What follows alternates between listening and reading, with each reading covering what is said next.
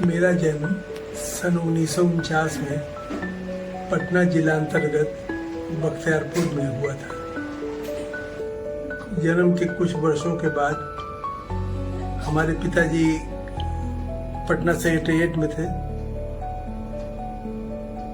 तो हम लोग पूरे शिफ्ट हो गए पटना।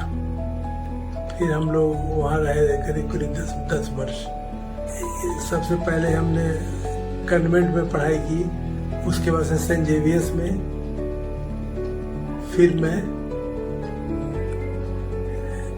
एक ही बार 7 क्लास जंप करके 8वीं क्लास में पटना हाई स्कूल में आ गया।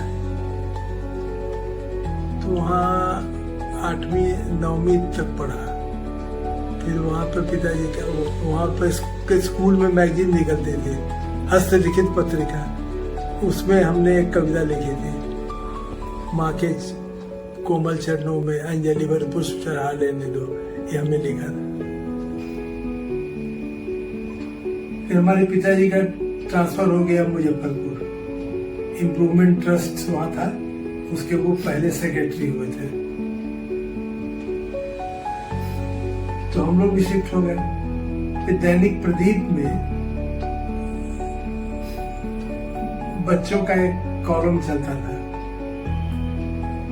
उसमें हमने लिखा था राजा का चुनाव, एक लेख, एक कहानी थी वो, यही मुझे याद है पुराना।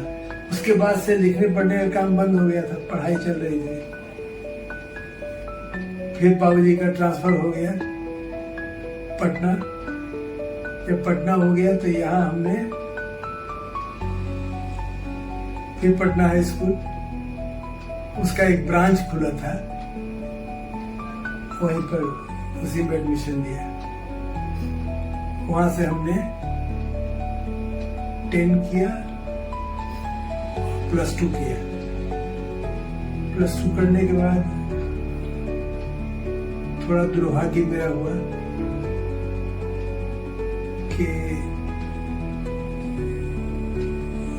साइंस कॉलेज में तो एडमिशन मिल गया, मेडिकल कॉलेज में नहीं मिला।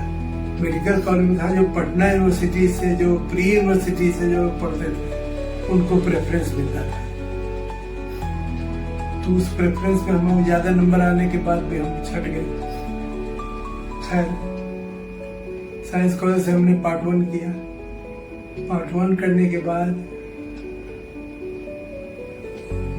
फिर मैं छपरा चला गया, बॉटनी ऑनर्स लिया राजेंद्र कॉलेज छपरा में। वहाँ हमारी मुलाकात हमारे पिताजी के एक मित्र थे, सैयद रशीद हसन, जो कि वहाँ के म्यूनिसिपैलिटी के स्पेशल ऑफिसर थे, पिताजी के मित्र थे। तो पिताजी बोले कि इनको कहाँ रखा जाए, वो कहीं मेरे यहाँ रहिए। तो मैं उनके यहाँ रहा 1.5 साल तक। फिर उनका भी ट्रांसफर हो गया। वहीं पर मेरा परिचय हुआ जहीर साहब से। जहीर साहब जो भाषाविद थे, और उन्होंने मेरी हिंदी संवारी।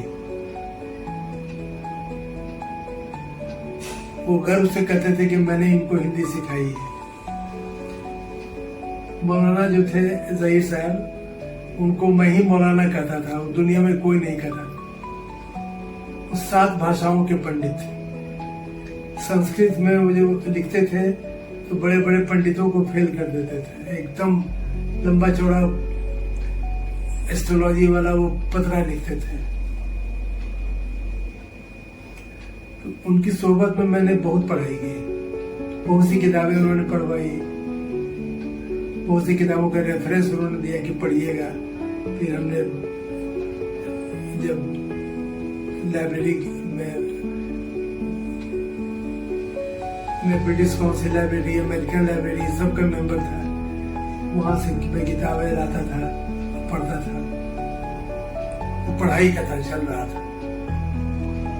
उसके बाद हमारे पिताजी का ट्रांसफर हो गया गिरिडीह। गिरिडीह से फिर धनबाद हुआ। धनबाद में गिरिडीह में लाइब्रेरी थी म्यूनिसिपैलिटी की। हमारे पिताजी एग्जीक्यूटिव अफसर थे। उस लाइब्रेरी से हमने बहुत किताबें पढ़ी। पटना हाई स्कूल में भी बहुत किताबें थी। उसकी लाइब्रेरी में जितनी किताबें आई मैंने करीब करीब हिंदी की सब पढ़ी। तत्पश्चात हम जब धनबाद शिफ्ट करेंगे तो सोचा गया कि अब क्या किया जाए। तो हमने सोचा कि वहां जानने के लिए किसी जगह का ये अखबार निकाला जाए। तो हमने अंग्रेजी में निकाला द कोलफील्ड गजट। हमने सारे विश्व से पौधों का हर्बेरियम कहलाता है सैंपल्स मंगवाया और रेफरेंस मंगवाए। बड़े बड़े बॉटनिस्टों से मेरा कांटेक्ट हुआ। तो हमारे दिमाग में आया कि हिंदी में भी इस पर लिखा जाए। तो हमने ज़हीर साहब से डिस्कस किया। सोचा गया कैसे लिखा जाए। तो धर्मयुग उन दिनों बहुत बड़ी पत्रिका थी। हमने सोचा कि जब धर्मयुग में लिखा जाए तभी प्रचारित ज्यादा होगा। तो उसके संपादक को हमने लिखा। उसके संपादक को लिखा तो वो बोले कि तुरंत भेजिए। तो हमने लिखने में 5-6 महीने लगाए।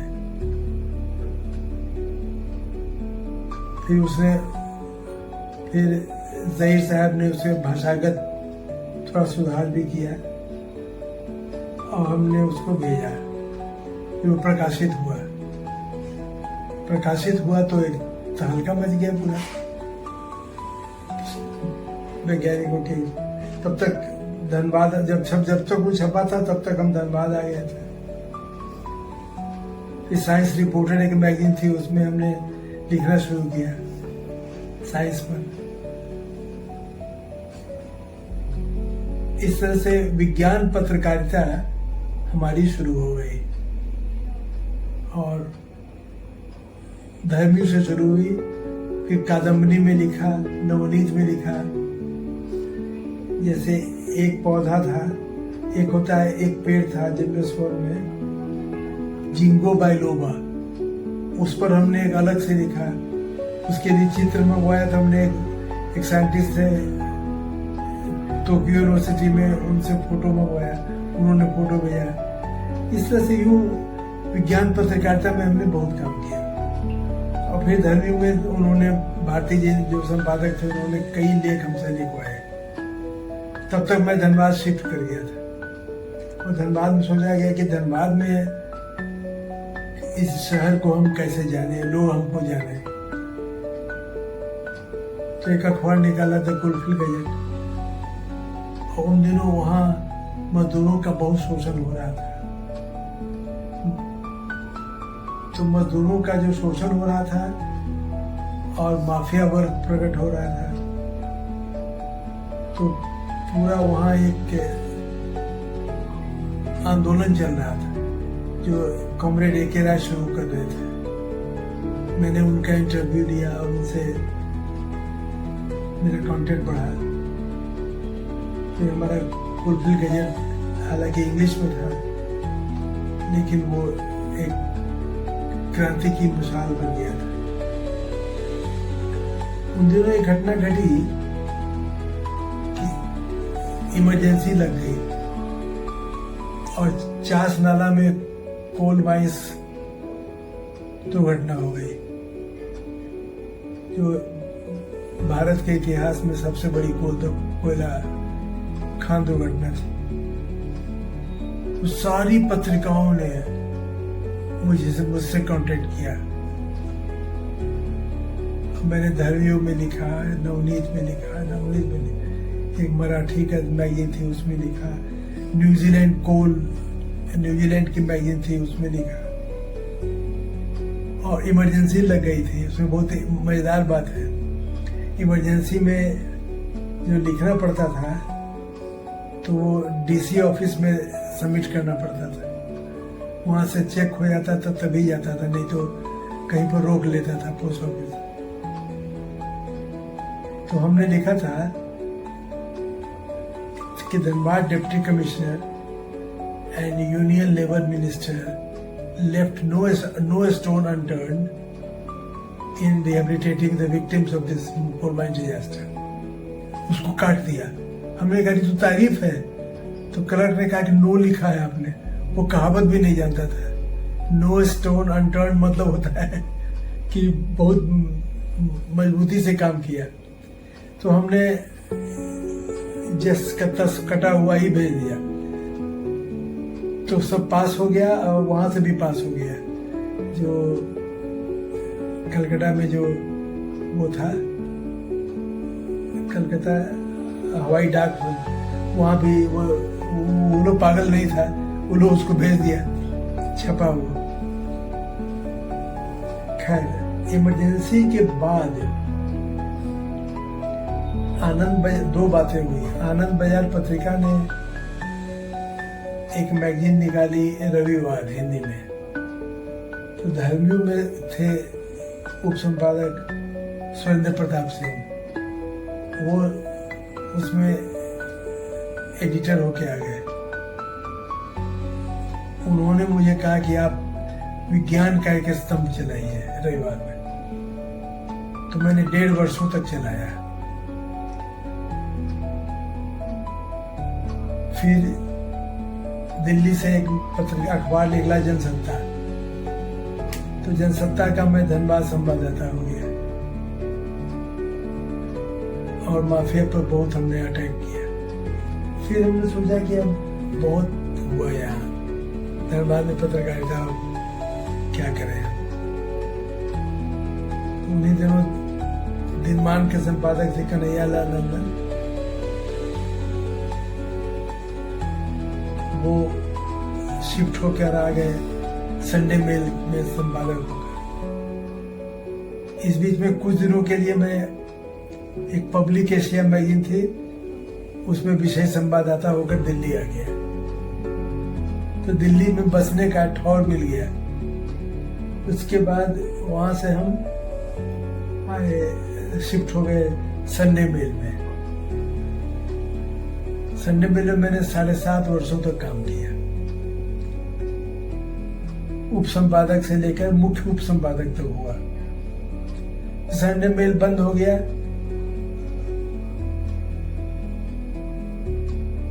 तो हमने एक पॉलिटिकल थिंक टैंक स्टार्ट किया, centre for Indian political research and analysis. उसमें देखा कि भारत की जो नीतियां थी, भारत की विदेश नीति, उसको बहुत गलत ढंग से पेश होता है एम्बेसीज के पास और विदेशों में। उसको सही तरीके से भारत के दृष्टिकोण से, भारतीय दृष्टिकोण से किया जाए। तो उसमें हमारी जान पहचान हुई डॉक्टर ओदलेन स्मैकल से। उन्होंने बाज़ाब्ता मेरा इंटरव्यू लिया, कहा कि आपका कितना खर्च है, क्या है। तो उन्होंने कहा कि 20,000 रुपये महीने का खर्च। तो उन्होंने कहा कि ठीक है, आप मेरे राजनीतिक सलाहकार हो जाइए, आपको 20,000 रुपया ग्रांट हुआ हर महीने, और जितनी मैगजीन में किताब खरीदी वो अलग। तो मैंने बहुत सी किताबें खरीदी, वो किया। वो इंडोलॉजिस्ट थे, जैसे मार्क्स म्यूलर वगैरह हैं, उस टक्कर के थे। वो मुझे कहते थे कि मैं इनको हिंदी सिखा रहा हूँ, क्योंकि जो बोलते हैं वो उर्दू है, वो हिंदी नहीं बोलते हैं। मैं तो पत्रकारिता में तो हिंदुस्तानी भाषा लिखी जाती है जो कि आम आदमी समझे। संस्कृत में लिखेंगे तो विद्वान ही समझेंगे। तो जो आम बोलचाल की भाषा है, उसमें तो हिंदी उर्दू सब मिक्स्ड है। तो खैर, तो उनके साथ हमने एक किताब लिखी, कहाँ से आए देवता। उसमें है कि हिंदू धर्म में, वो कहते थे, उनका ये मानना था कि वो हिंदू धर्म से बहुत प्रभावित थे स्मैकल साहब। वो कहते थे कि सारे धर्म मर गए पुराने, हिंदू धर्म जीवित रहा। क्यों? इसलिए कि वो जो है प्रतीक है, ईश्वर एक है। हिंदू धर्म मूलतः एकेश्वरवादी है, एक ही ईश्वर है, वही हिंदू धर्म मानता है। और ये जो देवता है वो उसी के अंग हैं, उनके उस ईश्वर तक पहुंचने के रास्ते हैं, और वो प्रतीक है देवता। उसके विभिन्न कार्यों को करने के लिए देवता बने। तब हमने उनके साथ मिलकर एक किताब लिखी, कहाँ से आया देवता। उसमें सारे प्रतीकों को डिकोड किया, किसी का क्या जो हम लोग नहीं जानते हैं। दुर्भाग्यवश उस किताब के प्रकाशन के पूर्व ही वो उनका ट्रांसफर भी हो गया और उनकी मृत्यु भी हो गई। फिर मेरा इंटरेस्ट तंत्र में बढ़ा। फिर हमने तांत्रिक साहित्य बहुत पढ़ा और 10 वर्षों तक तंत्र की साधना भी की। उन्हीं दिनों मेरा एक, जब मैं संडे मेल में काम कर रहा था तो हमारे एक मित्र थे अरुण जी, वो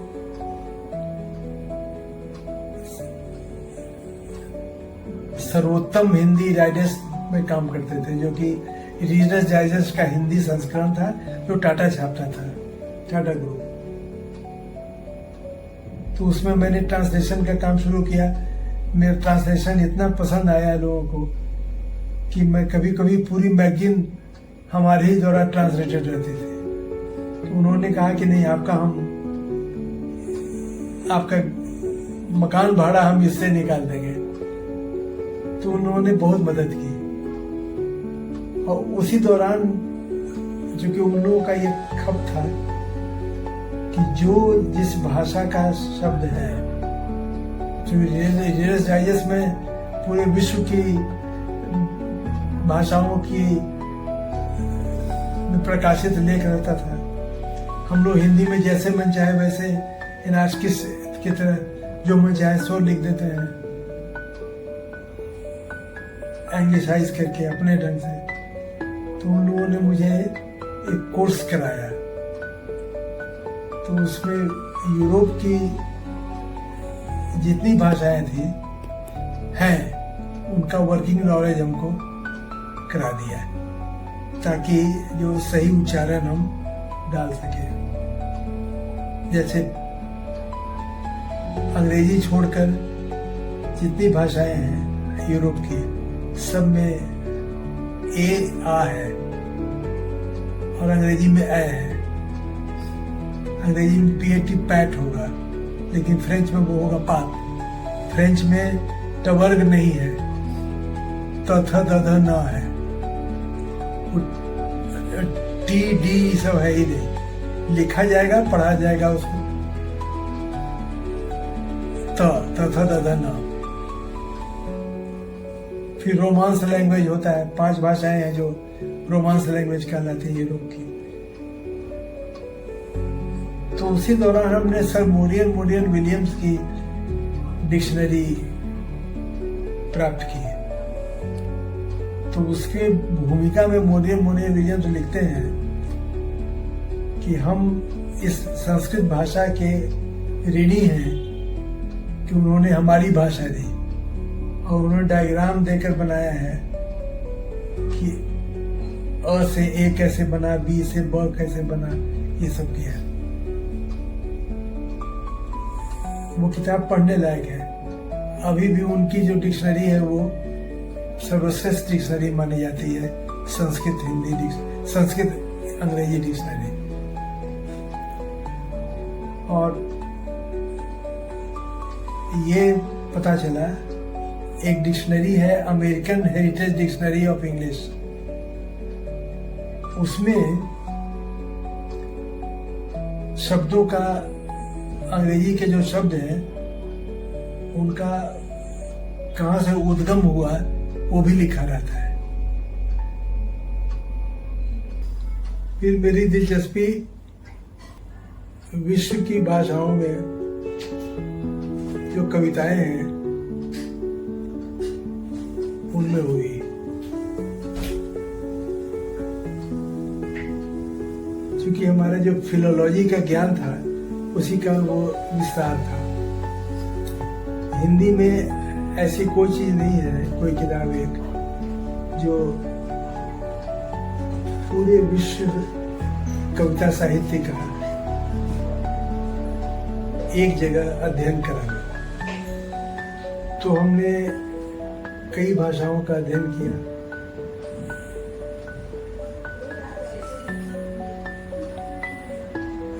और उनमें कविताएं कैसे लिखी गई, कौन उनका आदि कवि था, कितनी तरंगें निकली उन भाषाओं में, कितने युग आए। तो उन पर हमने 10 वर्षों से मैं काम कर रहा हूँ। उसका नाम है और प्लुत।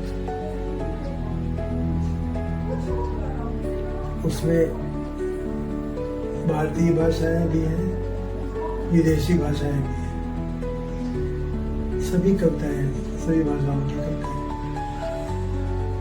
ज्ञात और अज्ञात कवि, उनका विवरण भी, उन कवियों के बारे में भी थोड़ी बात रहेगी। जैसे एक उस कविता उसमें है चिले स्टेडियम। चिले में एक बहुत बड़े जन कवि थे। वो सैनिक तानाशाह, वहाँ जब सैनिक क्रांति हो गई तो सैनिक तानाशाह के खिलाफ वो क्रांति की अलग जगह रही। तो उनको पकड़ के लाया चिले स्टेडियम में और खड़ा कर दिया। कहा कि अपनी कविता पढ़ो, और 40 गोलियां उन पर चली। तो अंतिम गोली जब वो खाए वो तो मर गए और वो कविता वहीं पर समाप्त हो गई। उस कविता को भी हमने अनुवाद किया है। ठीक उसी से मिलता जुलता वाकया पाकिस्तान में हुआ था। तो फैज अहमद फैज ने लिखा था हम देखेंगे। तो इकबाल बानो, उस समय जियाउल हक का शासन था पाकिस्तान में, और उसने कहा था कि साड़ी पर प्रतिबंध लगा दिया था पहनने पर, और काला कपड़ा कोई नहीं पहन सकता है। इकबाल बानो काली साड़ी पहन के, और उसने फैज अहमद फैज का गीत गाया था हम देखेंगे, लाजिम है कि हम देखेंगे। अब फिर वो वहां से भी जल्दी से भाग गई और लोग सैनिक शासन तानाशाह ने, सैनिकों ने घेर लिया था उसको। बच के किसी प्रकार निकली, वो कविता भी बच के निकल गई। कविता उसी से मिलता जुलता हुआ सब कवि लोग हमेशा आगे रहे हैं क्रांति में। अभी म्यांमार में भी जो कवि लोग हैं, कई कवि हैं जो अंदर गिरफ्तार हैं, क्योंकि उन लोगों ने सैनिक तानाशाह के खिलाफ क्रांति की अलग जगह है। और हर जगह ऐसे हुआ है।